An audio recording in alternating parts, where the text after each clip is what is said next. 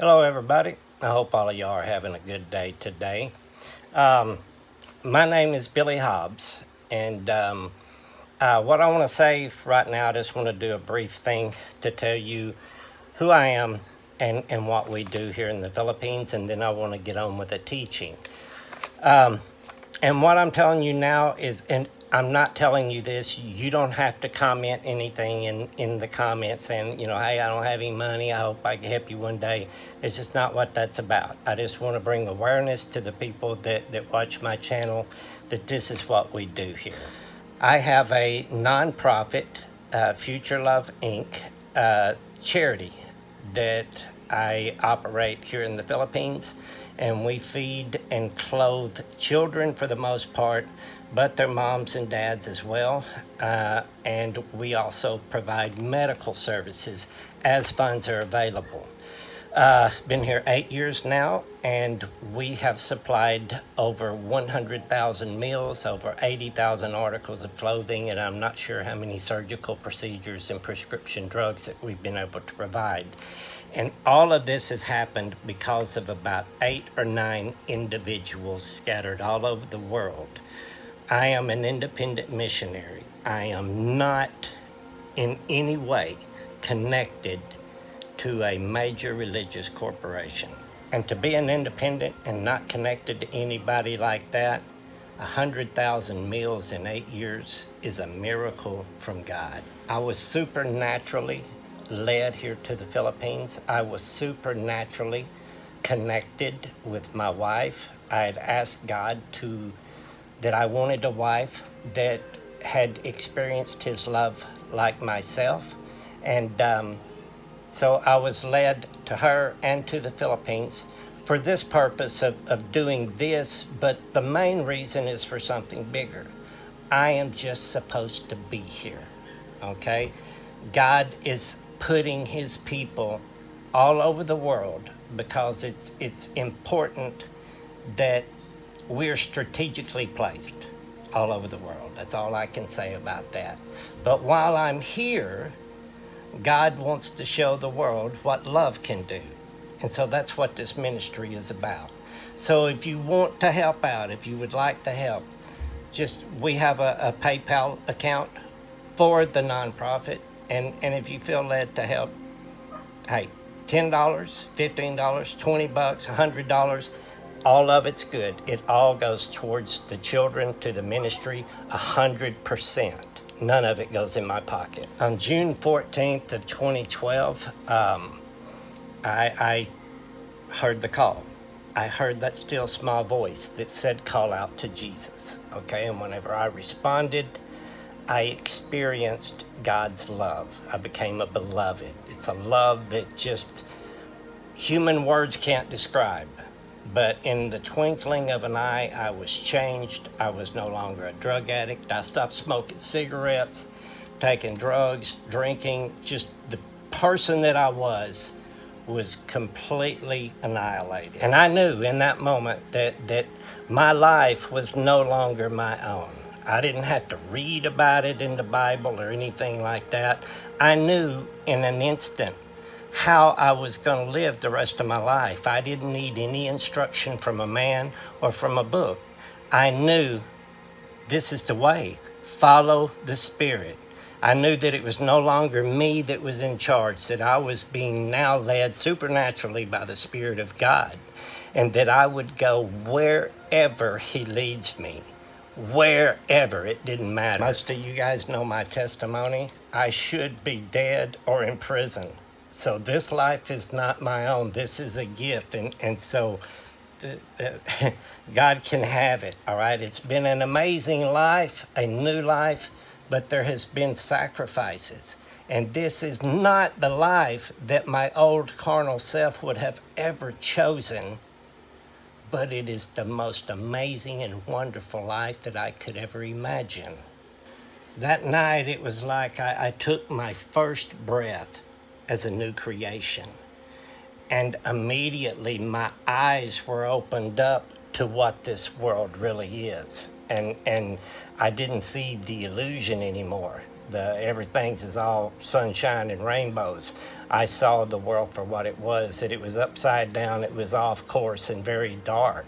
And I knew at that moment that God Father was going to do something amazing through myself and a group of others. I didn't know all of the details all at once, but God shared it with me through the years. But I knew that through this group of people that we were going to right the ship.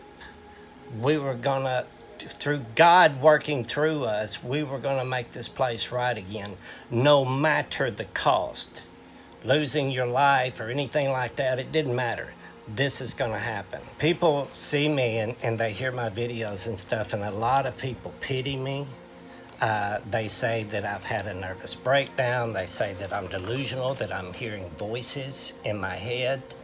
A lot of people say that I abandoned my family and friends in America. You know, you just left everybody, you know, to do this because you're hearing a voice in your head. And some said, oh, you just went to the Philippines because you found some young Filipino online, and so now you're going over there for that. Some say I'm just running away from my old life, trying to have a new beginning over here, but that's not the case.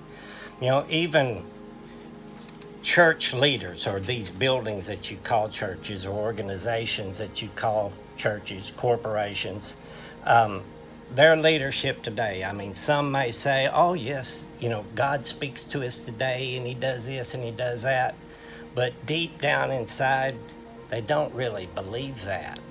And so whenever they hear me say that you can hear God's literal voice and that he leads you with dreams, visions, and signs, that they're like, I don't think so. I'm here for a much bigger cause. I see people that are living these lives, these oblivious to everything around them. Their idea of success is you know, I go to school. After I go to college, I'm gonna get a job. Then I'm gonna get married. I'm gonna have kids. I'm gonna go to church on Sunday, you know, to make sure that I got you know, whenever I physically die in this world, I'm going to go to the good place. Or I pick some type of religion, whatever it may be. And then my children will go to school. They'll go to college. They'll get married. They'll have children. They'll go to church on Sunday. It's just this wheel going in circles. They're all spokes on a wheel, just going around and around in circles, not realizing that their whole life, their whole existence is a lie, that they are missing the mark. That's what the word sin means. They're missing the mark because that is not success. That is considered success in this satanic world that we live in. And it is here. Its purpose is to keep you distracted so that you will continually miss the mark. In order for a wheel to work, the machine to work, all of the spokes have to be identical. They have to be the same.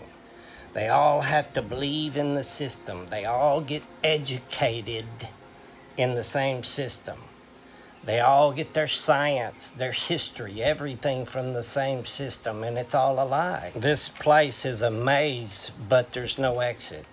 And around every corner, there's a little treat to entice you to keep going. And so you eventually just are going in circles, just like the Israelites in the desert, just like Samson after they gouged out his eye.